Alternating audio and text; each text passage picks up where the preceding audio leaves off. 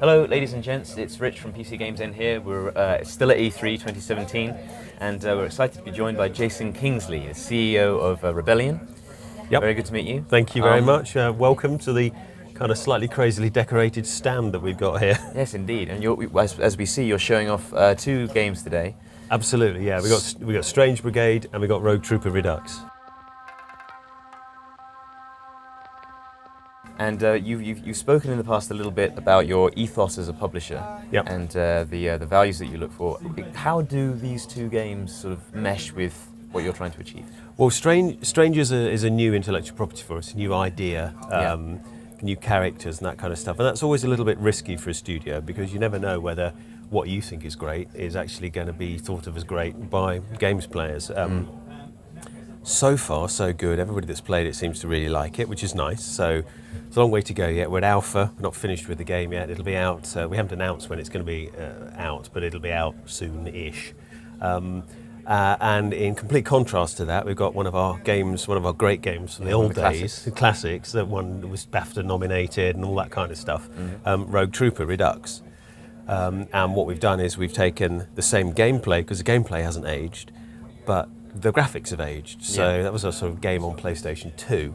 And we've completely redone the graphics, the animation, slightly sort of polished the controls a bit. But basically the gameplay itself is still rock solid, which I think is quite an interesting thing, because gameplay doesn't age necessarily, but graphics do. Yeah. So, yeah.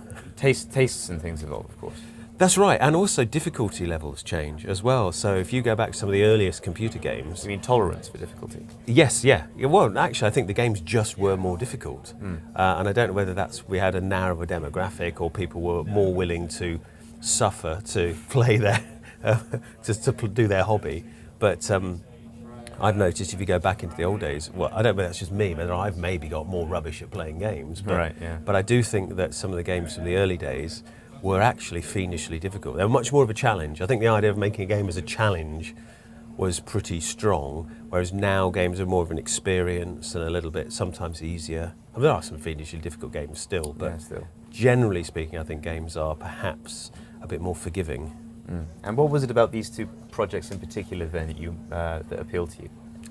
Well, Rouge's a classic. In terms of what you're looking for as a publisher.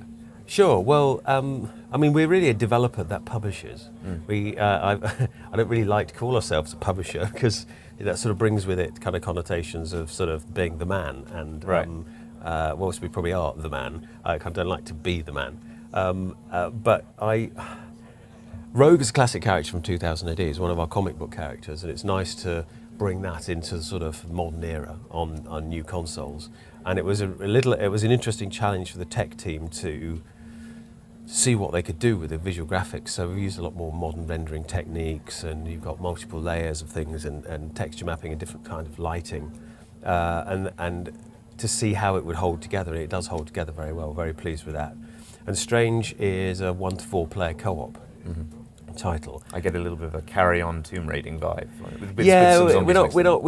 We're not deliberately going for the humour side of it, but we are slightly tongue-in-cheek. Yes, the voiceover, the idea of the unreliable narrator, the chap that says, "Oh, you've just died. That was a pretty poor show," and I kind of quite like that. And it's sort of culturally quite a British period thing. And we're going for the sort of boys' own adventure, the sort of genre adventures that were around in the 1930s, going back to the basics. I mean, the Indiana Jones series of movies were based on that. Tomb Raider itself is obviously based on Indiana Jones, which is based on that. The Uncharted series, which is great, love them all. But I said to the team, make sure you go back to the originals. Go back to the original Saturday matinee. You'd pay your 5 pennies and you'd go in and you'd watch a cliffhanger, and it would literally be, it's where the word cliffhanger comes from, your hero. It sure has that tone. Well, he'll be literally hanging off the edge of the cliff, and it would cut, and you'd have to go back next week to see what happened. So we really wanted to try and bring that out in the game, and I think we've succeeded reasonably well so far. I had a play. It feels very much like that. Good. So as the CEO of a developer publisher, let's talk a little bit about E3. Yep.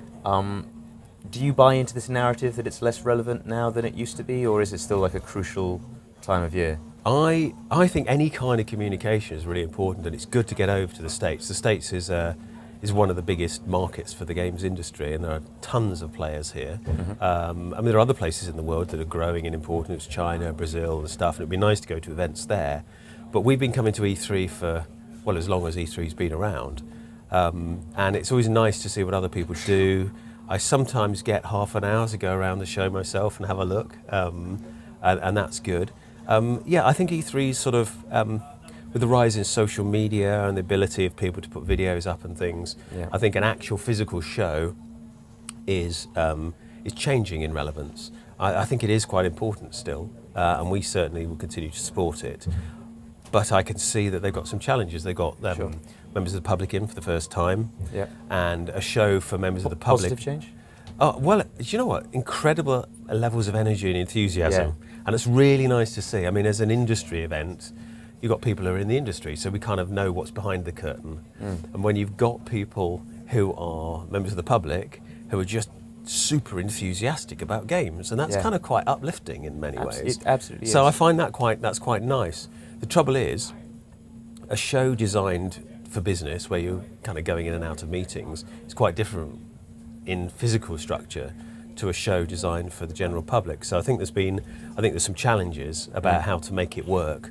I mean, maybe there should be a couple of days of business only, and then open it up to the public. Perhaps, I don't know. But I'm sure there'll be lots of bright people trying to work out how to get it right. Yeah, I'm sure. What's been your personal favourite game of the show so far, and as a medieval enthusiast, is it Kingdom Come Deliverance? I haven't seen it. I tried to find it. I literally ran out of time to go and see Kingdom Come Deliverance. But yes, I do like that game. The fun thing for me is that I can do all the stuff that's actually done in the game, so all the stuff on horses and things. So I'm looking at some of the techniques they use and thinking they need a little bit of training there, and the sword work from horseback, and that horse needs to be controlled differently, and they need a little bit more sideways movement on that horse to strike properly.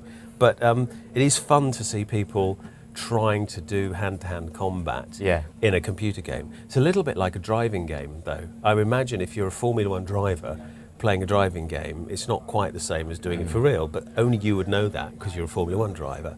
And there aren't that many people who know how to sword fight from horseback, and I'm one of them, so I see it slightly differently. Yeah, cool. Interesting perspective. And lastly, Sniper Elite 4 was one of the first games that you guys had full ownership of from beginning to end. Correct, yes. Which is a big turning point for you guys as a studio. What can we expect from you guys in the future? Well, we're going to do more. We're going to do more self-published, self-funded. More own IP? Like more of our own IP. We want to do more 2000 AD stuff. We've got some other things coming along. We are looking at some of the stuff from the back in our back catalogue and working out how we can bring that up to speed. But we've gone from work for hire, which is working on big brands that other people own, things like Aliens vs Predator, like The Simpsons, like Harry Potter, James Bond. We did lots of games in that area, and that's great. Working with those teams is fantastic fun, but it's not our own stuff. And really, in the last 3 years, we've made a transition to full independence. And we're in an incredibly fortunate position in that we've got enough money to actually make our own games, which is fantastic. We don't have any venture capitalists behind us or bankers. Nobody owns us. So we're actually an indie games developer, although arguably we're a little bit too big to kind of claim the sort of indie sort of label. But more of the same, more good games. That's really what it comes down to, making good games that people enjoy playing. Can we get a good Judge Dredd game? Yes, we can. Yeah? Yes, we can. We've obviously got the TV show that we've announced, and that's in the earliest stages of development, which is very exciting.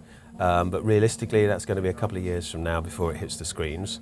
A couple of years is sweet spot, perhaps, for making a computer game, so we've got to seriously look at doing something with Judge Dredd in computer game space. I don't know yet. We haven't made any decisions, but it would be crazy not to look at it anyway. For sure. Okay, great. Very exciting. All right. Thank you very much for your time. My pleasure. Thank you guys for tuning in. Thank you.